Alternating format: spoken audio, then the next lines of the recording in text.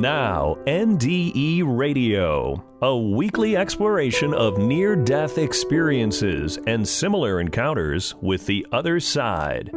Now, here's your host, Lee Witting. Welcome to NDE Radio with Lee Witting, whether you're listening on TalkZone, by podcast, through the archives of our ad-free shows on our YouTube channel, or by connecting through our Facebook page. Our guest today on this encore presentation is Cristael Ann Bengston, author of the book Sacred Light, Spirit Eagle, My Visionary Life and Near-Death Experience. When Cristael succumbed to a fatal flu in 1998, her soul first experienced deep blackness, and then thousands of frozen gray souls passing by in locked formation, their legs pulled up against their chests and staring with fixed, angry eyes. But that quickly passed, and she continued, even ignoring pleas from her mother to join her as she journeyed toward the heart of God. And now here to tell us about it herself is Cristael Bengston. Cristael, welcome to NDE Radio. Thank you, Lee. I'm happy to be here. Cristael, if you would, tell us some of the details of your near-death experience. All right. It was in a December morning. It was very warm and very pleasant here in Los Angeles. And I was very, very sick in bed. I had a terrifically high fever that had set in all of a sudden. And as it went on during that day, I started having convulsions. I was convulsing so that I touched the bed with my head and my upper back, and then my hips and my feet, and the rest of me was just arched. And sometimes I was just the back and the toes. And I was thinking, I need to get away from this somehow. And I saw blackness coming up all around me. It was rising like high water coming up. And suddenly I just noticed that I was up out of my body. And I looked down at the bed and I sort of saw a dark space down there, and then I went up into an endless blackness, moving through it, and I kept looking all around. I was very awake, very alert. My mind was functioning better than I think it ever has. And I was saying, what is this place? Where am I? Where are you, God? What's going on here? Please, somebody, tell me what's happening. And I kept floating through this space, and I looked down and I saw that there was infinite blackness below me and all around me, and there were no stars, nothing to guide. And I just panicked, and I thought, I'm falling, and which is one of my big fears, of falling from very high places. And I was terrified. And then I closed my eyes, and I saw like an Aladdin's carpet, and it was underneath me, and I was seated on it. I was in my body. I was seated on it, and I was floating along on that. And I opened my eyes, and I looked down, and sure enough, there was a carpet underneath me with all brilliant colors. And I started to settle down. And I could hear my mother talking to me. I looked around, and I didn't see anything, but she was talking to me, and I couldn't. She kept saying, honey, would you like to come up here and be with us? We'd love it if you would come up here and be with us. And I thought, what?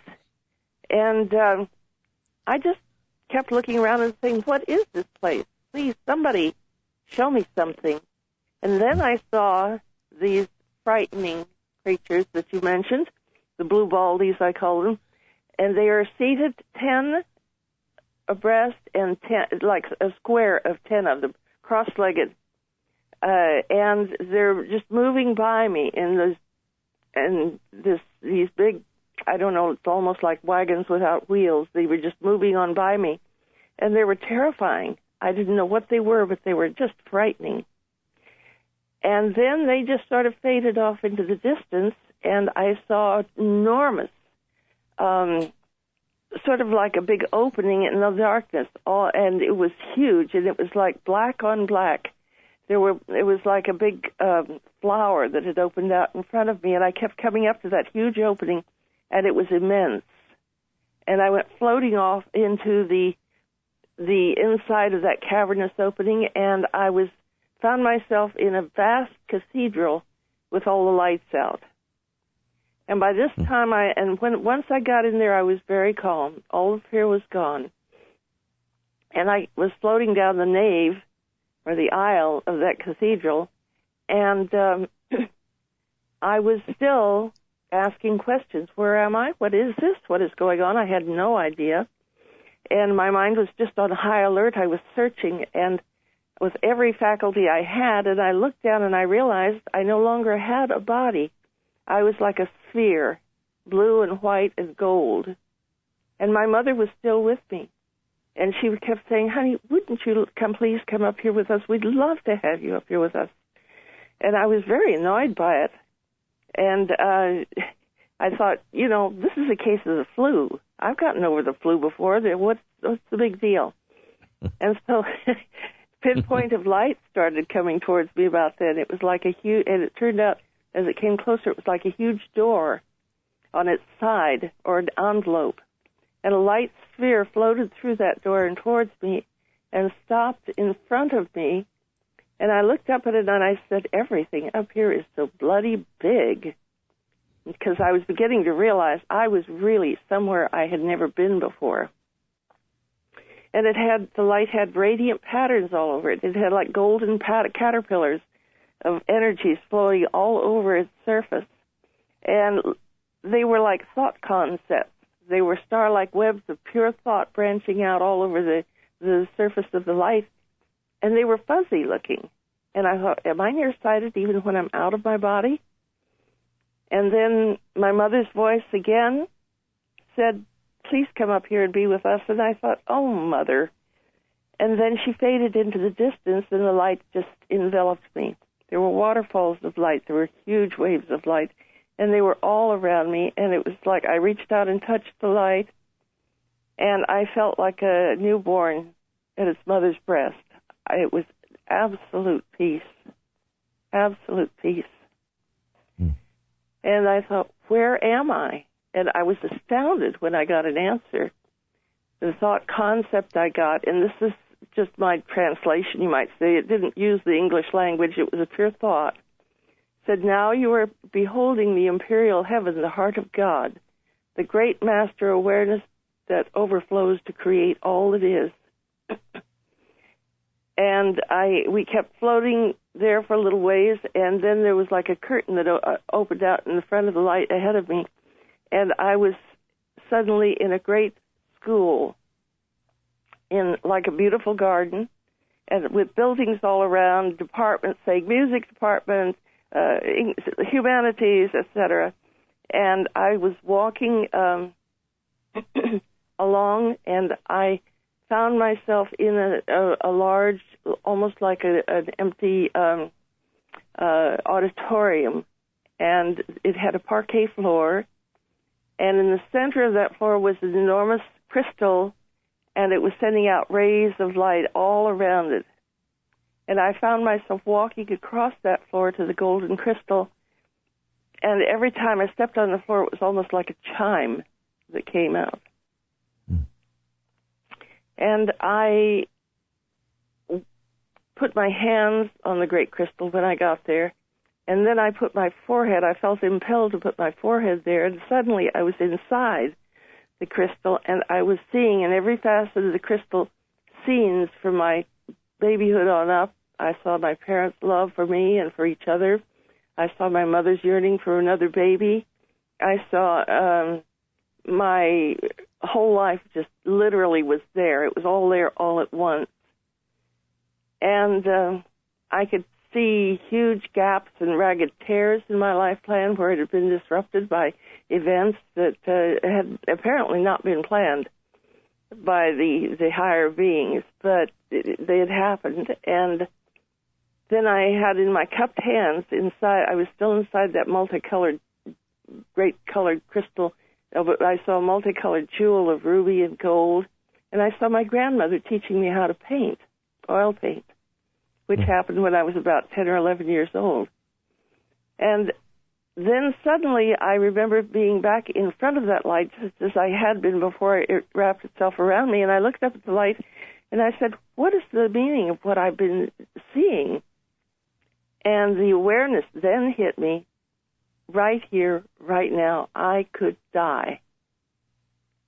And I was shocked. It was like I was being given the choice. And I was stunned for a moment or two, and then I said to the light, wait a minute, I've been a teacher.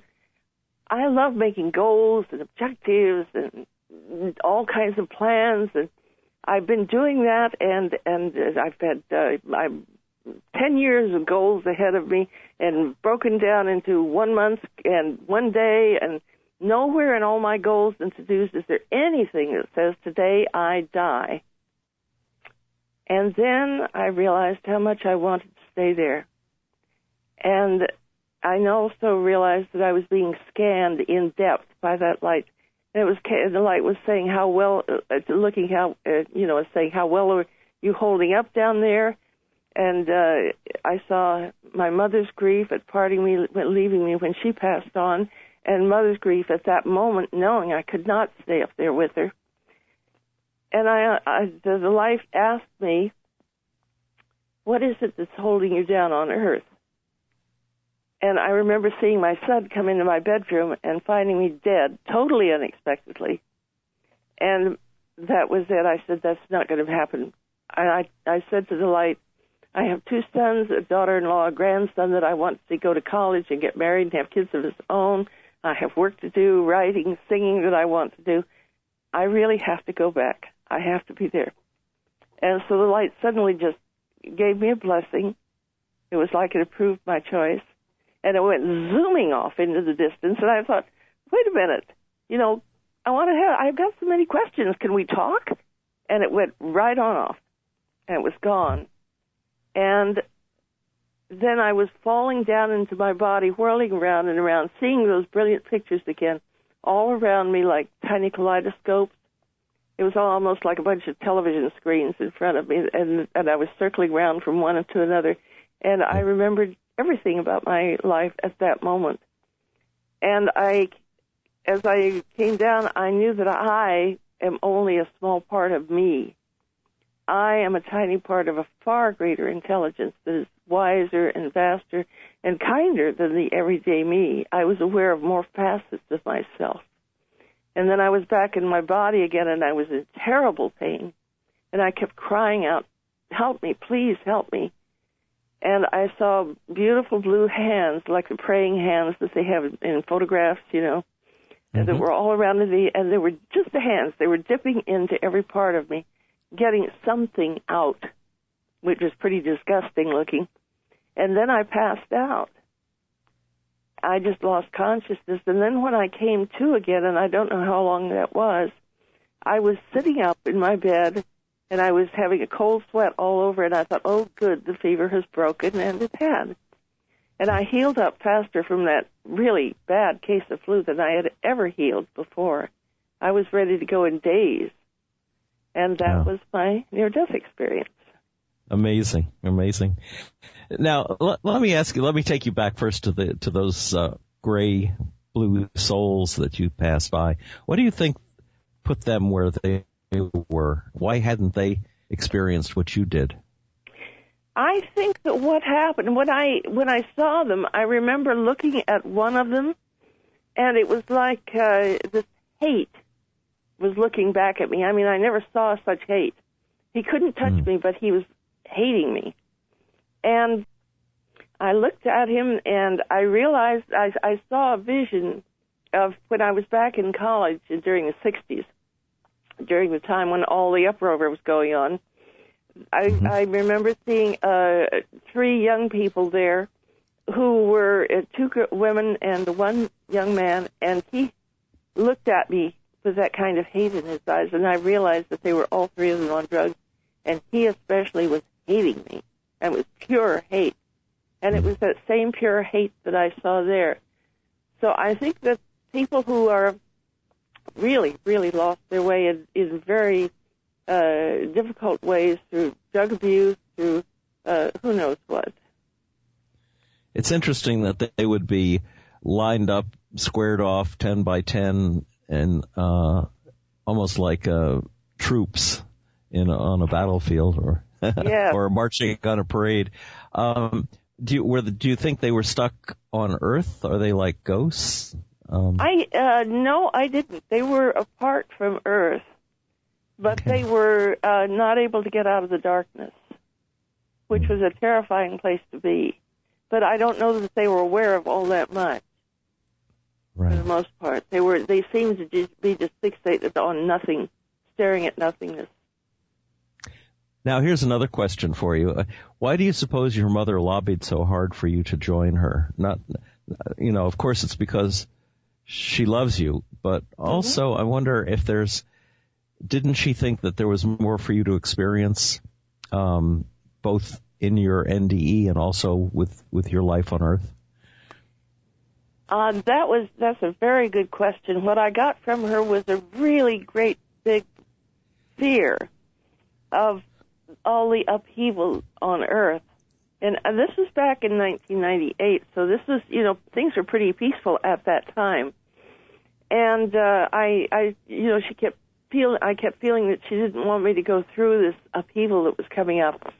And I remember thinking, "Oh, come on, Mom, there's no upheaval going on. What do you mean?" But she was very, very concerned about what might happen. I guess I can understand that, especially in light of what's happening in the world right now.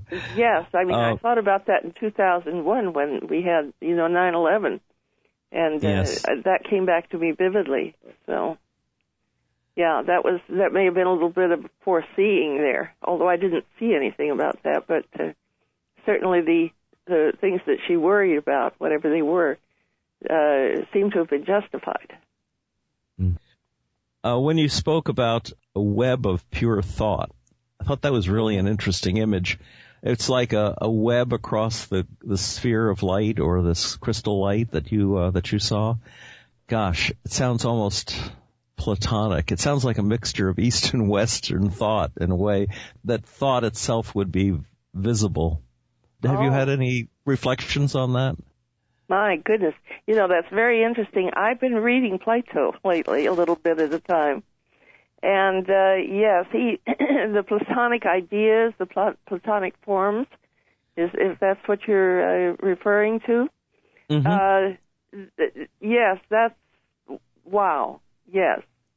I mean, these were the thoughts, and you could see out of that thought there would have been no surprise to see many things being generated by that thought. That those thoughts, the caterpillar thoughts flowing over the surface of this immense sphere of light. Immense. And very loving. Very loving. It was very interesting that as you describe it, you're going through first like a large gate, and then you're going through a large cathedral, and then you're going into a crystal. It's piercing. It's going further and further and further inward, really, in the description. And then, of course, you're cast out again, back down to your body. Mm-hmm. But that, I wonder if that is, in part reflected in how we look into our own hearts and souls when we're trying to really understand the nature of life and what we're all about, that inward journey. Do you see that as sort of a mirror to what your NDE experience was? Oh, what a wonderful thought. That has so much truth in it. Because, God is not limited by human logic, and we are at the same time a physical body, at the same time we are a thought. We are God's thoughts. And when I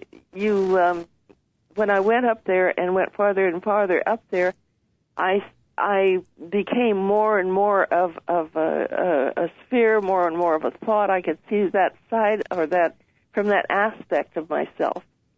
And as far as going inward, new levels of consciousness were being awoken in me all the time I was up there. And some I still don't know what they were all about. But I do know that I was awoken to myself as having been more loved than I had realized by the adults around me particularly my grandmother. My dad and mother I knew loved me. My grandmother I knew cared about me, but, there was something special there, much more than I had realized. And so I also had a sense of profound compassion that was there for me and for all, that there was this sense by this intelligence of reaching out to everyone, and with great compassion, with great concern, and also, interestingly enough, this great light, which I came to think of later on as the Archangel Gabriel, there was also like a tough love to it, like a really tough, terrific coach. You know what I mean? Yes, If you're in athletics, there's that coach that's going to get the best out of you to get that ball through the basket, and whether you like it or not. So now you're back. In your book, which is primarily the story of your life, it's very interesting too, especially to me because I love that area of the country that you're describing, Arizona, New Mexico, and the life you lived out there with your family. But how did the NDE affect your life after that?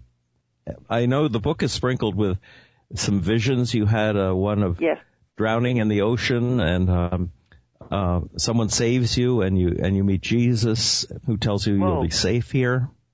Maybe you could tell us a little about that one. Yes, I thought, gee, which vision is that? Okay, yes, that's happened when I was teaching, and I had a couple of principals who were bound and determined they were going to try and get me fired. For whatever reason, they didn't want me there, and they told me so.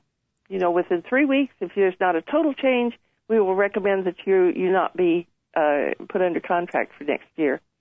So I went home that evening in shock, and I just got out the Bible, and I knelt down in front of the couch in my living room, and then I just kind of sat on the floor there, and I couldn't say anything. I couldn't do anything except reach out and say, "Help me. Help me." That was all I could say. And I saw suddenly I was in a very deep, rough water, like waves pounding on me, and I was lost. There was nothing around except storm and waves, and I kept coming up to the surface of the water after being dunked by one wave after the next, and rolling over and being tossed around. And I knew that if I went down again, I was going to drown. And all of a sudden, I was up on a beach, and what had happened is that I'd been grabbed by the back of the neck, literally grabbed, and I looked around, and there was the Christ smiling at me. And all of a sudden, I was up on that beach, and I looked around, and I saw two figures. One was the figure of the Christ, and the other was the figure of a man who was dressed in sort of a long furry outfit of some kind, and he had a long stick, and he was making some kind of signs in the sand of the beach. And the water had simply gone calm and quiet. The sky was clear and blue. Everything was beautiful. And then this furry kind of man just picked me up and piggyback, as it were, and he began running over the rocks around the beach and running over some very rough areas, very narrow between a cliffside and the ocean. And he brought me over to another place where there was a very clear inlet, kind of like a bay, and an inlet, very, very clear and beautiful water, and very peaceful. And he stood there beside me, and I could see out there that there were whales migrating out in the larger ocean, and one of those whales was a little baby whale, a white whale, and she was bouncing around the inlet trying to get out there with the bigger whales, and she couldn't. And I looked over at that angel and said, "She wants to get out." And he said, "This will be a good place for her. She'll be able to grow here." And then that was it. That was the end of the vision. And I got up and went to bed, and the next morning I went to school, and during lunch break I talked to the teachers about what had happened, and they said, go see Louise, a master teacher. They said, she will help you. And the upshot of it was that I was not only not fired, the principals that had done this were called into North Area office, and I think he must have been dressed down because he kind of jerked his head around away from me and didn't look at me every time he saw me after that. And I was transferred to another school where I had a wonderful time with an absolutely fantastic teacher and a great body of teaching staff that was really, it was a time when I was in a very peaceful harbor. And I got a lot done. Loved it. So you were the baby white whale yourself. I was. In one past life memory you had, you were on a boat in Egypt, and you related, and it was like a funeral boat for your uncle, who must have been a great man, and you recognized that his soul was probably your mother's soul as well. Yes. Could you tell us a little about that? Yes, I saw myself. This is when my mother was dying. And I was taking care of her. I was all alone there. It was night, and I was just, one of those lows that you hit when you have something like that to deal with day after day. And I went into my room, and I got out the Bible and started to sit down at a table.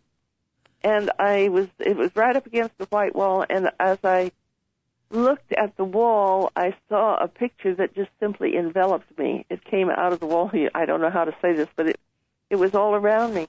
And I was a young man back in ancient Egypt, and I was on this boat that it had hawsers, I guess you call them, huge ropes that attached it to a much larger barge in front of it. And there were people all around me, and they were pulling handfuls of dust up out of containers and throwing them on their hair as an expression of grief and sorrow. And I was the nephew of the man in the boat ahead of me, and he had been a soldier, and he had soldiers, in fact, on either side of his coffin. And I could look up and see it ahead of me, and they were standing at attention. He was. I knew that he had been, like you say, a great man. And we were going up the river, and all of us, and more and more, it became more and more intense. I mean, they had professional mourners who were going through their sharp cries, and everybody was breaking down and sobbing, and the grief that they had in them was coming up very much. And the priest came and told me that I had to go lift that heavy rope off whatever was holding it to our boat, to that barge ahead. I had to lift both of those on either side, and I didn't want to do it. I fell down to the deck, and I said, I can't. And the priest said, you must. So I did, with enormous physical effort that I didn't think I could do.